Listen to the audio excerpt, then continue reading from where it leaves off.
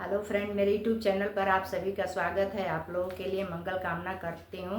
आप लोग स्वस्थ रहिए, मस्त रहिए। देखिए, एक बहुत प्यारा सा कहरवा गीत लेकर आई हूँ। आप लोग सुनिएगा और कमेंट बॉक्स में बताइएगा कि कैसा लगा।